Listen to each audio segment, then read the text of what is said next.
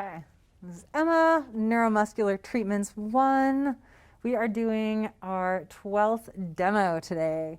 We are going to work on quads and adductors.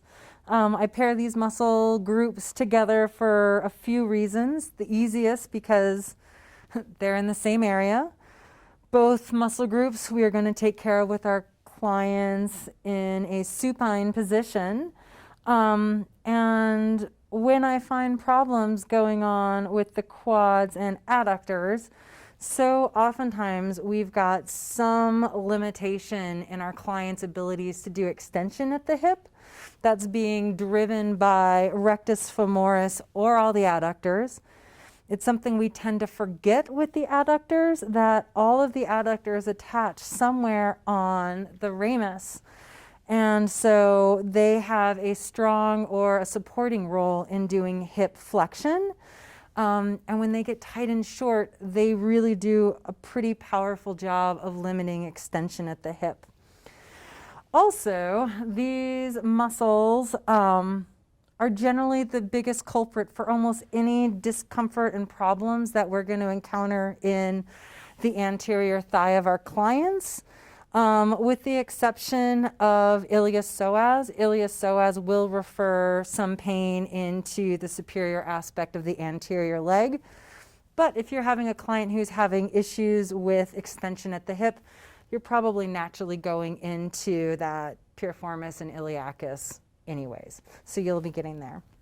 So before I drape my client, I really like to pay attention to the differences between right and left side in the quads. The quads are a very developed muscle group, but any asymmetries that's generally happening from what's going on in the knees, what's going on in the ankles, what's going on in the joints of the feet, oftentimes are going to show up in strength differences in the quad group, as well as anything that's going on in the true hip joint. If you've got asymmetries from one side to the other, is going to affect the development of the quads from left to right. As long as your client is able to walk around in a normal daily life, you will pick up any of those asymmetries in the development of the quads left to right.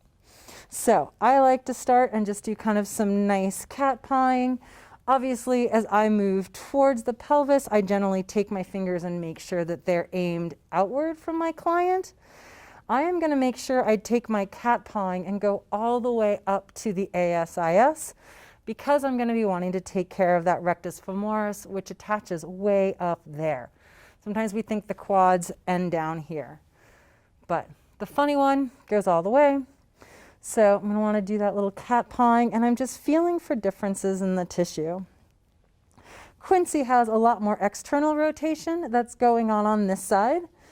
And it's making it feel like she's got more muscle development there, but it's really that I'm following more of the medial round of that leg, when in fact she actually has more muscle development over here on this side.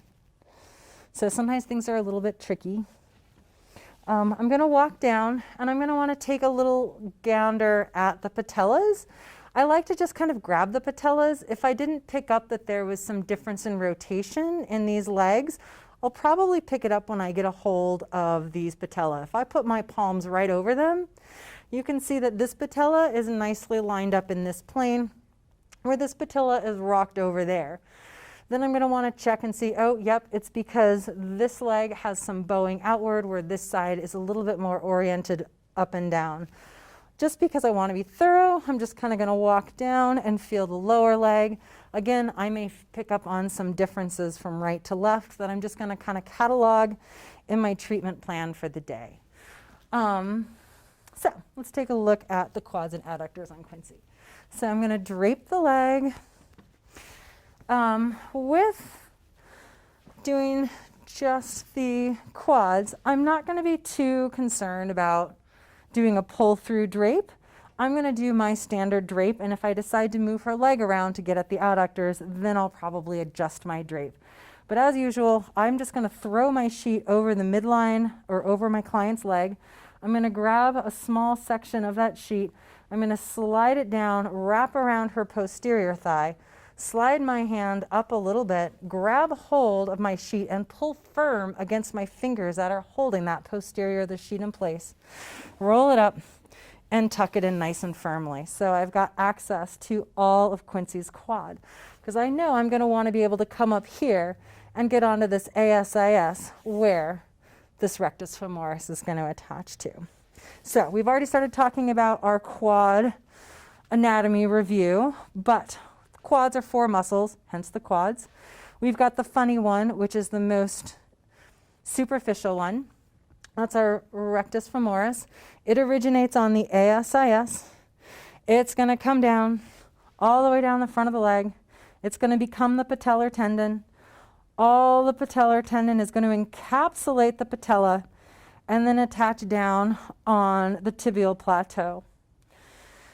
We've got then 3 vastus. The vastus, it's really funny, that just means big.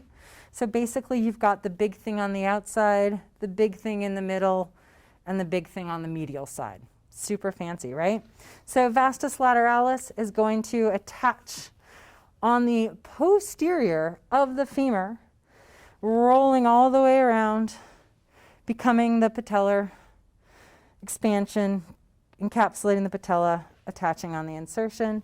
Intermedius is going to be deep to this rectus femoris. You're only going to be able to get at it by having softening of that rectus femoris and sliding that rectus femoris out of the way. It's going to actually wrap around and attach on the front and then slip around both sides of that femur to attach on the posterior of it, on that linea alba.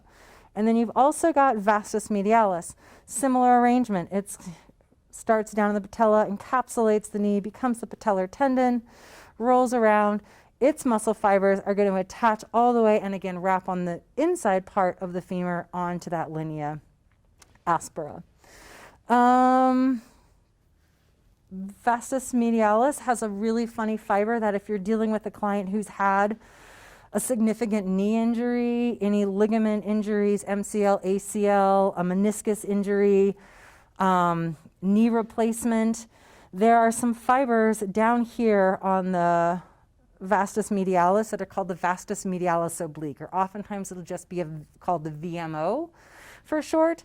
These fibers run almost perpendicular to that patella, and what they do is they do a little tiny bit of firing and they control how this patella orients in the patellar groove.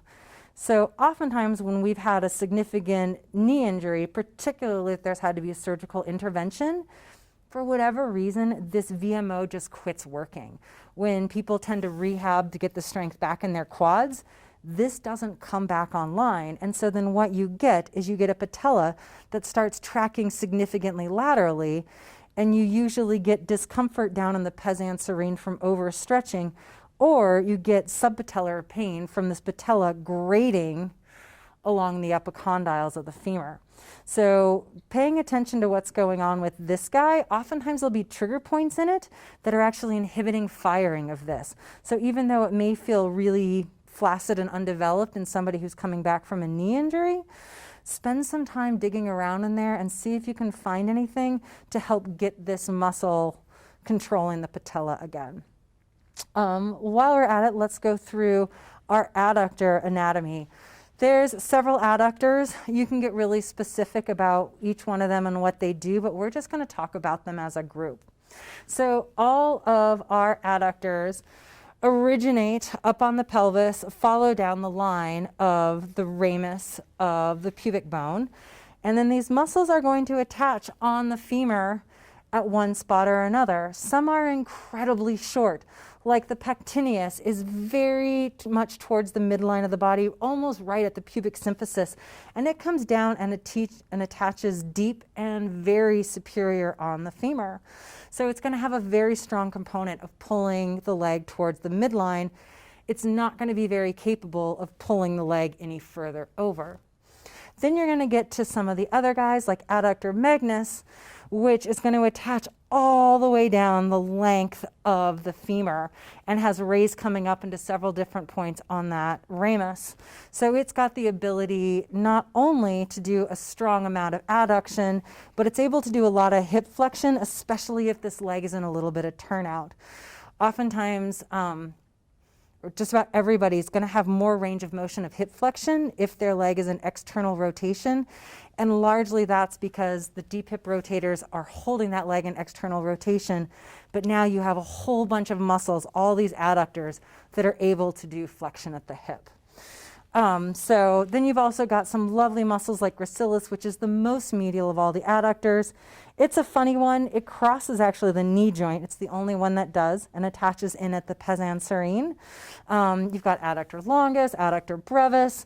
There's a whole bunch in there. But the big picture is that they create this fan falling down the midline anteriorly of the pelvis and come all the way down and attach at various places all along the medial femur, with the exception of gracilis, which even crosses the knee joint. So big round of tissue to work on today. So as always, we're going to want to warm this tissue up.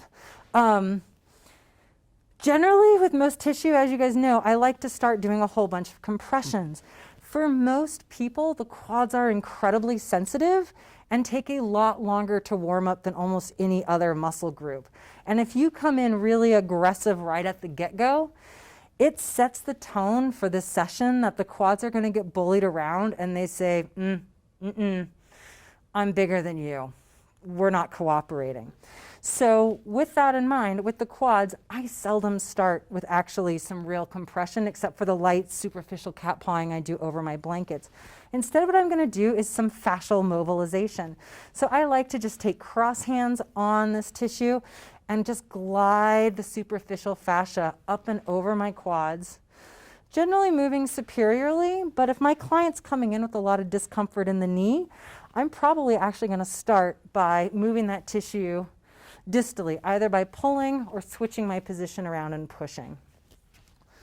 So just some nice tissue gliding here, trying to get that subdermal space free from the muscle tissue below it.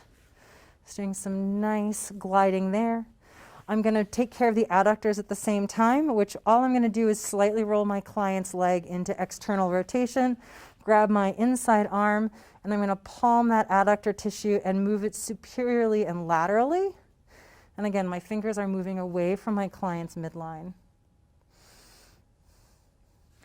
And I am going to follow this midline all the way up to the ilia. If you are concerned about potentially crossing where you don't want to cross, it's certainly easy to ask your client, hey, Quincy, would you come down and do a hand barrier down here, just so I know I don't accidentally slide into places I shouldn't. And your clients are going to be super helpful with that, especially if there's somebody who's coming in for a quote-unquote groin injury, because they want you to get up there. So yeah, thank you, Quincy. You don't have to hang out there if you don't want to, but you can if you do. So nice tissue gliding. And as you notice, I'm starting to be able to get a little bit more firm in my pressure here. And then also notice I'm taking it all the way up to the hip. I'm not stopping here. We have a tendency to treat the quads to here, especially as young therapists. You're only working on like 2/3 of it if you're doing that, as well as the adductors. So make sure you get through all of that. So once I've done a little bit of that, then what I like to do is kind of lifting of the whole tissue, particularly of those quads. So I like to get these big kind of C hands, and I'm just kind of going to be plucking the tissue up and walking up it. This kind of round lifting work tends to be less aggressive still than that downward facing compressions. And I'm just going to walk up and down the tissue, trying to grab as much of that quad tissue as I can. I'll reposition myself, and I might even do that grabbing through the adductors. I'm even going to get a bit of hamstring when I'm doing this. Obviously, when I'm doing that, I'm not going to go quite as high, but I might do some jostling in that upper tissue to kind of start individualizing those adductors as I follow them up the leg. Now I have things pretty nice and pliable. Now, only now, am I going to try to do some static compressions? And I'm going to start with a nice open palm. I'm probably going to start laterally and just gently walk one palm, then the other, slowly trying to get this tissue to let me in.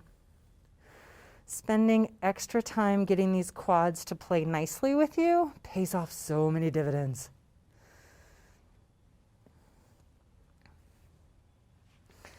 I'm going to roll my client's leg into a little bit of external rotation, and I'm going to do the same thing through the Vastus Medialis.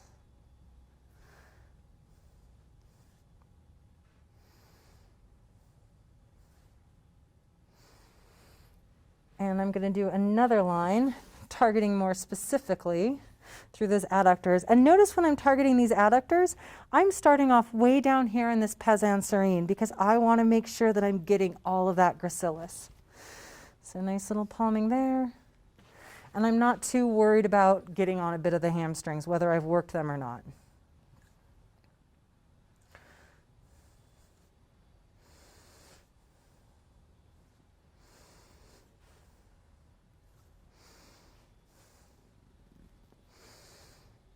And take that all the way up. So now I've done some gentle compressions. Now I might try some open fists.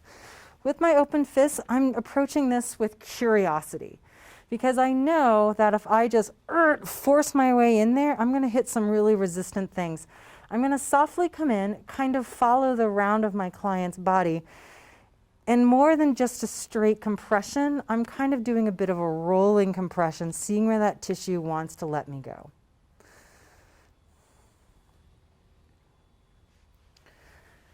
Again, following it all the way up. I'm going to do my compressions moving down.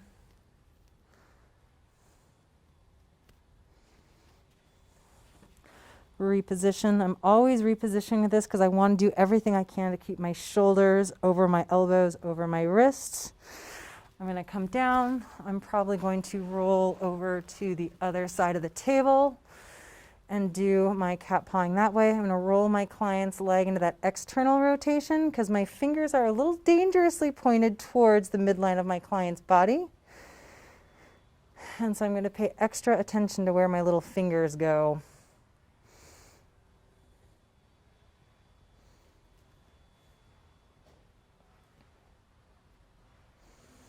All right, rolling my client back to neutral position, coming back. So now I feel really good about having this quad warmed up so I can actually now get in and do specific work. It may seem like an excess amount of time, but it's let me turn these muscles so they're available for me, because now I want to turn these guys into individuals.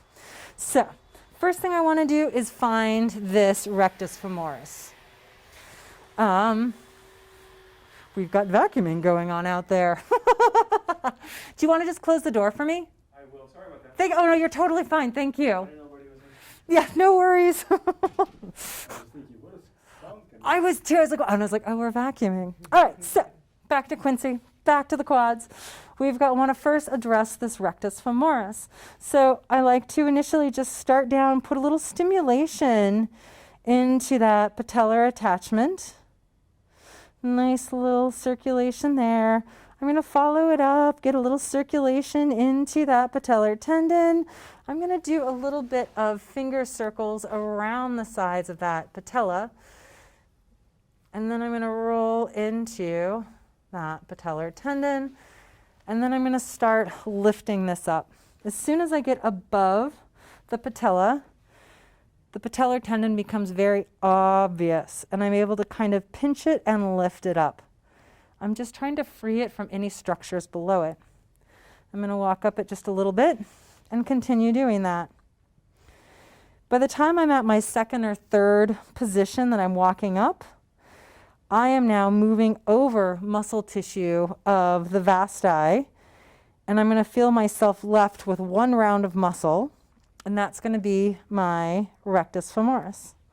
And I'm going to try to follow that and see if I can keep lifting it up off of its neighbors all the way up to the ASIS. Now know, at some point in the middle here, you're going to have Sartorius. That is even more superficial than this muscle. And you're going to want to end up kind of walking over that. Sartorius tends not to have a ton of problems in people unless they do something in their life that involves a lot of external rotation and flexion at their hip. So every time hacky sack playing comes into vogue, I run into a lot of Sartorius problems. Other than that, maybe a few dancers when they're doing the Nutcracker and they're one of the Pied Pipers. Don't encounter it all that often. But taking my time, really following. And it's not unusual sometimes to kind of lose it a little bit and have to fish around a little bit, especially as you get closer to the trochanters. It gets a little bit more tricky to feel this guy. And keep following all the way up. Then what I'm going to do is go back to that braking technique, and I could do it starting superiorly and move down, but I'm going to take the hands and one hand moves immediately as the other one goes laterally, and I'm just trying to kind of stretch that muscle tissue from side to side. Reposition, stretch it, kind of lifting it up and off the intermedius, which is below it now that I'm down about a third, and keep going. And freeing this guy. And what's really nice about doing this is hopefully you're logging in your mind if there's any spot that you feel a trigger point, an adhesion, a density in the tissue. I am not feeling any in this in Quincy, but if I did, because I have this nice pincer grip, I would probably just reposition myself and maintain that pincer grip. And I might even do a little bit of milking of that after I got that restriction to release on me.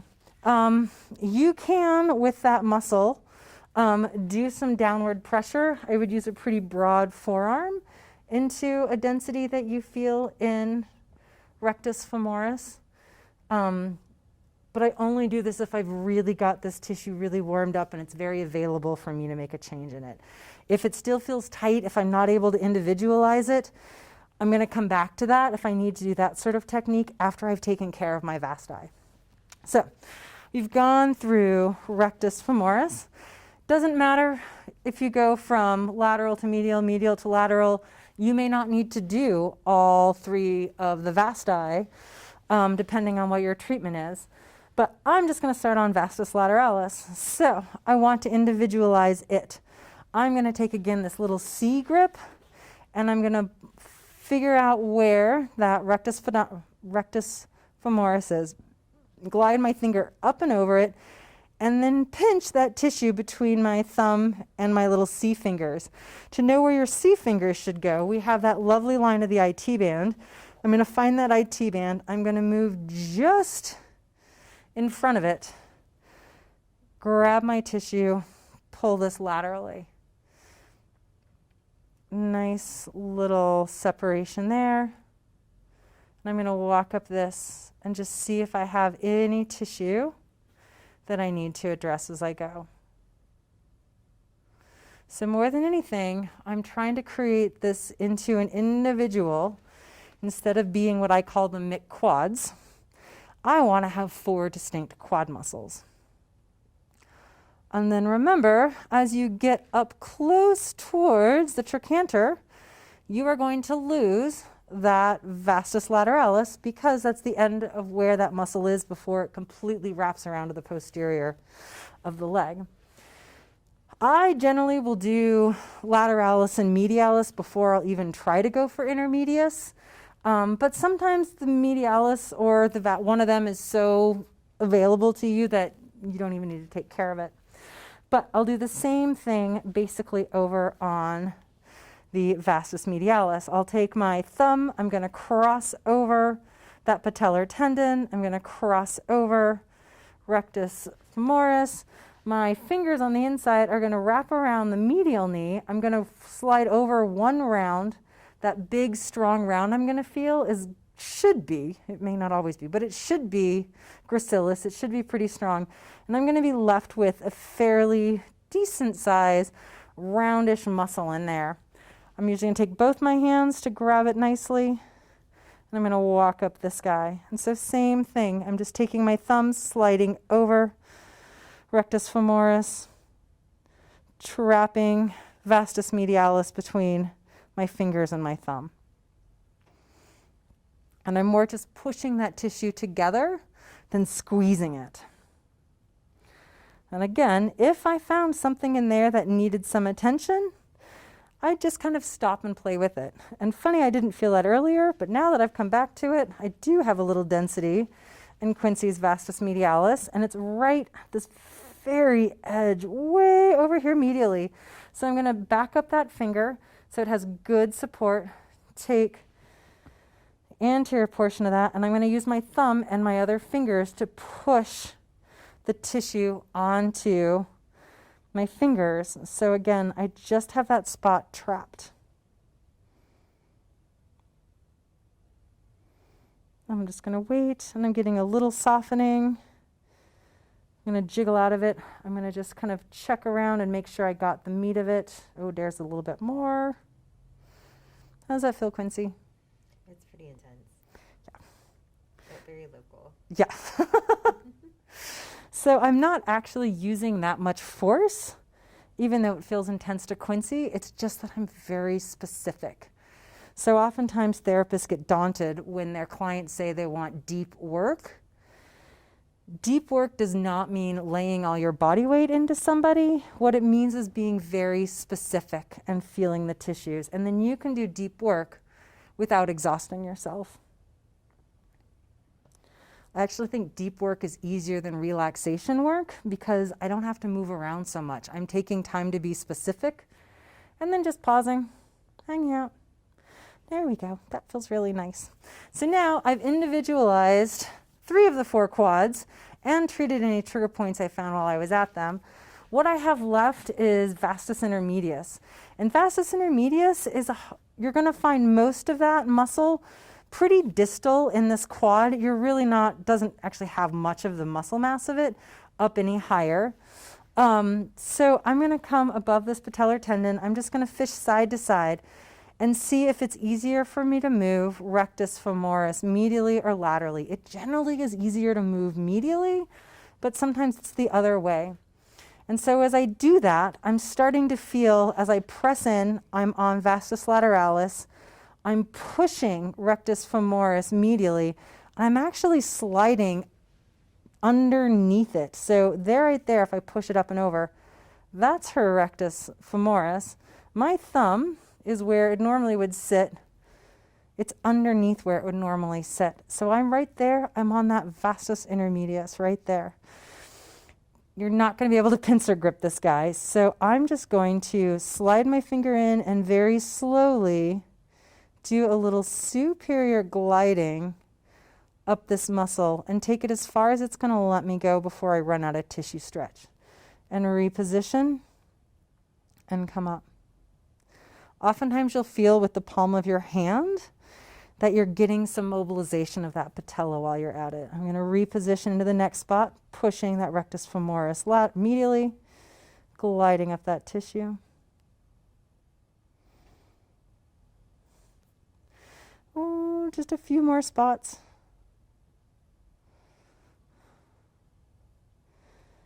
And Quincy's intermedius actually goes pretty far up her femur. There's always little differences between anatomy. It's no one's anatomy read the textbooks. So don't be surprised if things are just a little different than you expect sometimes. Nice. So that all feels really lovely. Now before I put any lotion on and I'm going to do any lengthening work into this quad, I'm going to do some work in the adductors, but I also really want to take care of the patella. We tend not, or to be afraid of the patella as massage therapists because we think, oh, it's a bone. It's a free-floating bone. It's a sesamoid bone. It is not attached to any of the other structures. It is a bone that just happens to be nestled in the middle of a whole tendon complex. It's the fulcrum that generates power for extension at the knee. Whenever you've got any problem going on in any of these quads, you're going to have some abnormal things happening with this patella. And it's really beneficial just to kind of glide this patella around a little bit, because it will increase the synovial fluid production underneath the patellar surface, so the quads don't have to work so hard to try to get extension at the knee joint. So the very first thing I like to do is take one thumb and put it on the bottom part of my patella. There's kind of a softness there. It naturally fits there. And then take my other thumb and put it right on the very top. And I'm going to very slowly teeter-totter my fingers, and I'm just rocking this patella. So it's just kind of like doing this little orbit, little teeter-totter up and down. Sometimes this will be really crunchy, in which case I'm not going to press as firmly, and I may not do as big of an orbit.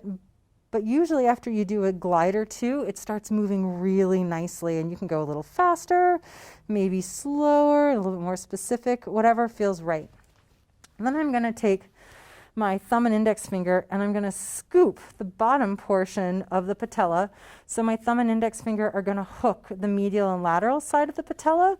I'm going to support my client's thigh, and I'm going to ever so slightly glide the patella laterally, glide it medially. Now the glides here are significantly smaller. It's not going to move as much as that teeter-totter motion.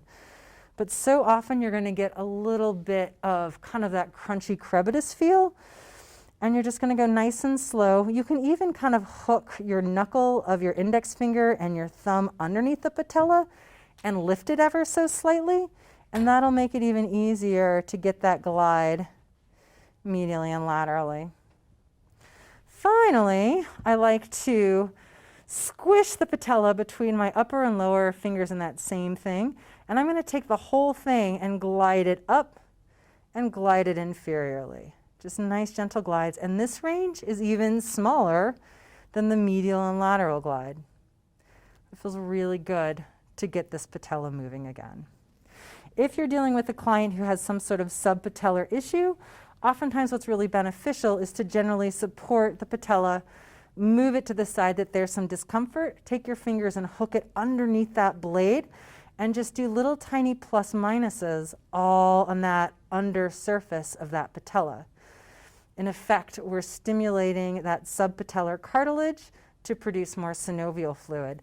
And you can follow that all the way around. You can then push the patella laterally and do the same thing on the lateral side.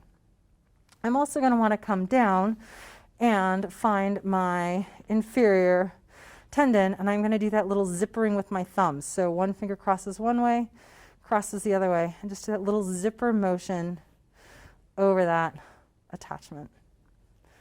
Doot, doot, doot, doot, doot. Then if I was just taking care of this, I'd continue my zipper motion up above the patella on that superior patellar tendon. Doo, doo, doo. All right. Then what I could do is I could also go and work some of the attachments, just doing a few little plus minuses, or again, just with my thenar eminence, I'm going to push into that ASIS and just kind of do a little glides one direction, glides the other direction, getting a little stimulation in there. Now I want to treat these adductors. So in general, you can kind of get at some of the adductors this way, but I find it really limiting. I really want to be able to get at the adductors of my clients. I figure if I'm going to take the time to do the adductors, I don't want to just do this very distal portion of the adductors. I want to make sure I'm following these adductors all the way up. So now is when I'm going to change my draping a little bit. I'm going to grab my client's knee. I'm now going to do that pull-through drape so I have nice protection of my client. I'm going to take my client, move their leg into an external rotated position, and I'm going to support their leg on my thigh. This now gives me access to this entire inner thigh, and I'm actually in a very good body position to do any work I want in here. Plus I can get my forearms in here and do some nice gliding strokes. So I've already done a fair amount of warm up in here earlier. Now I just want to do some specificity.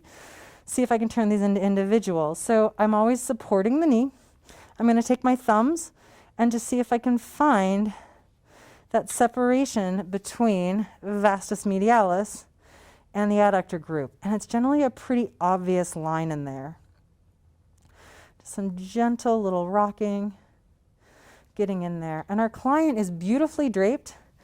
And because I've got their leg resting on mine, it's completely supported, so they shouldn't be trying to activate these muscles. If this leg doesn't feel secure, they're going to fire these adductors, and you're never going to get any change in them because they're already working.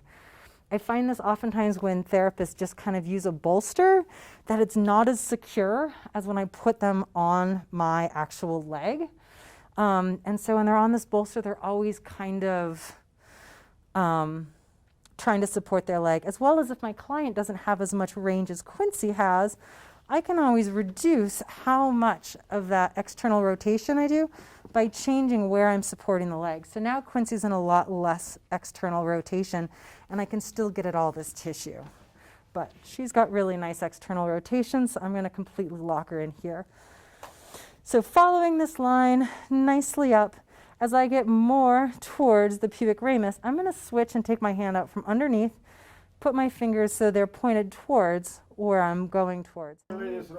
All right, so we are following the line of the adductors all the way up to the ramus, being very thorough and know where you're at. And again, if you're concerned about accidentally ending up someplace you're not comfortable, ask your client to provide a barrier for you. With my male clients, I've never come up with a very professional way of saying it, so I always just ask them to cup their junk and move it out of the way.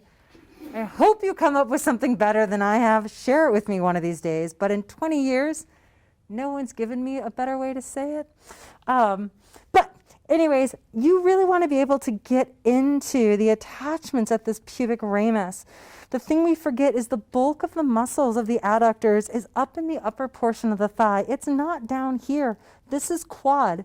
This is hamstring. This is adductors. If your client has any sort of groin pull going on, this is the tissue that needs attention. And just be thoughtful, make sure your client has a good circulatory system, no problems, because you are going to be on lymphatics and the venous system. Anyways, I've done a really nice job separating these guys. I've come into my attachments. While I'm in this position, I'm going to do some nice long lengthening work. I'm going to use a little bit of lotion, slide it on. And then for me, I'm going to start with just a nice open fist. And I'm going to start first on basically the separation between that Vastus Medialis and the adductors. Because I've already taken care of the Vastus Medialis thoroughly, I know it's available for work. And it'll kind of give me an introduction to do that long gliding work into the adductors. And I'm going to follow it all the way until I get to that pubic ramus. Reposition, I'm going to come down just superior to the medial condyle. If you get something that's a little stiff, you can always add a little bit of vibration, and it'll generally let you just slide right in there. And as always, I'm taking my time. I'm not forcing the tissue to do anything. I'm just hanging out here with pressure and with a little bit of a superior intent to it, and just waiting for that tissue to soften underneath my pressure. And I'm using a guiding hand with my other hand, which again just kind of creates a sense of security for my client as well. I'm going to reposition. Now I'm going to come and scoop all the way from that pes anserine and come into this line.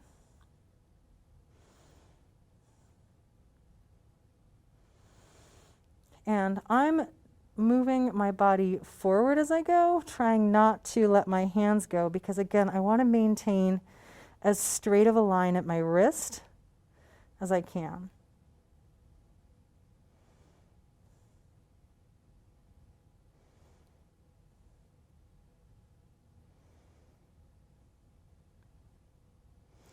And then finally, I'm going to do one more pass, really intentionally knowing that I'm actually on semitendinosus and semimembranosus. But this way I know that I've done some nice lengthening through all of my adductors. And as I did that, I've finally found a little density in Quincy's adductors. It's right there. So I'm going to do just a little bit of work to kind of isolate where it's at. Now again, I'm in very delicate tissue here. I've got a lot of lymphatics, I've got a lot of venous, so I'm going to err with the least amount of force that I can, slide my thumbs onto that density of tissue, and instead of pressing down towards my leg, I'm going to hook that tissue and try moving it superiorly and see if that's how I can get the tissue to release. Maybe I'm going to move it towards the quads. Maybe I'm going to move it down towards the hamstrings, but see where I can get that tissue to change. For me, with Quincy, this tissue is going to work if I put some pressure into it superiorly. Occasionally when you do this, you will feel a little bit of a pulse. If that's the case, just reposition.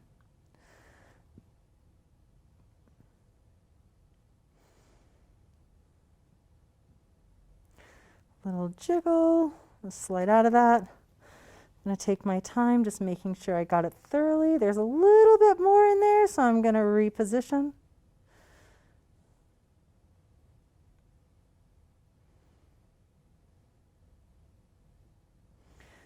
Go.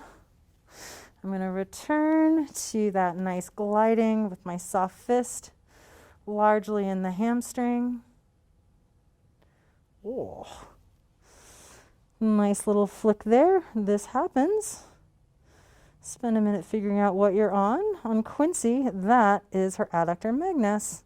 So I'm going to come in and do a little bit more specific work in it.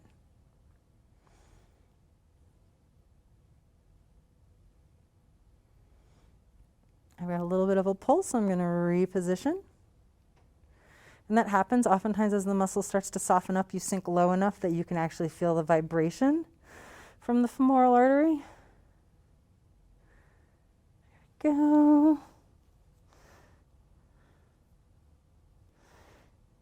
Such a little silly guy. So sometimes you're going to find things that are just going to take a minute of creativity. Quincy's got some interesting ropiness going on in here that's not responding super well to ischemic compression. So I'm going to try doing a little bit of gliding, cross friction through it, and see if a little bit of mobilization is going to go, because the last thing I want to do with any tissue is get into a fight with it, particularly a muscle that's on kind of some delicate tissue. Oh, and that actually seemed to finally have worked really well. So let's see what happens now when we do that glide. And the tissue below it is now very happy in letting me move quite rapidly. There we go. So that time I finally was able to glide through it. So when you are doing these and you find things, take your time, go back, take a step backwards, address what you found, and then move on. If you have a client whose body will tolerate it and it seems like the appropriate thing, you can do a forearm in this tissue. I'm not using much pressure on Quincy. If I have a much larger client, this actually works really well for me. But with Quincy being smaller, it's putting my body in this kind of weird contorted position. So it probably wouldn't be my first choice, but just know it's an option. So now that I've done all that nice gliding work through those muscles, I'm going to reposition Quincy's leg, and I'm going to finish by doing some nice gliding strokes through the quads. So I like to just do a little final warming up, nice little like open fist petrissage, since I haven't been here for a second. You could do some nice open fist. Because I have this tissue in a really nice place, I like to just come and do forearm work. I don't have a ton of pressure on this. When I'm down by the patella, there's a lot of interesting planes of muscle tissue, and I'm generally just kind of going to jostle a little bit to let my forearm find a good place to settle into the tissue so I'm not flipping over things. When I know I'm coming up near Sartorius, I'm going to add that vibration again just to make sure I nicely navigate over it. I will probably reposition myself and walk up with my client. I'm going to take those gliding strokes all the way up to the iliac crest. Make sure I do it on the vastus, which after having done the adductors should be very available to me.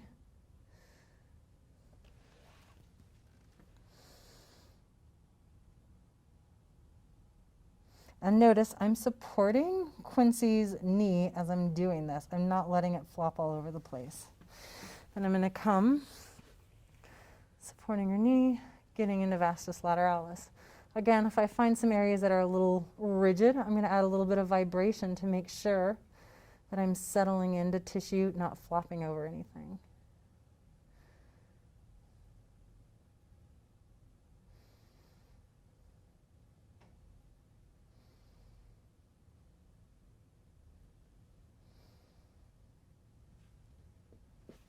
Lovely. And then if you wanted, now that you have lotion on, you could certainly do some zipper maneuvers, going up and individualizing both Vastus Lateralis, Medialis, and Intermedius. You could certainly do some more scrubbing of these bony spots, kind of whatever feels appropriate. But that is a pretty thorough addressing of quads and adductors. Thanks, Quincy.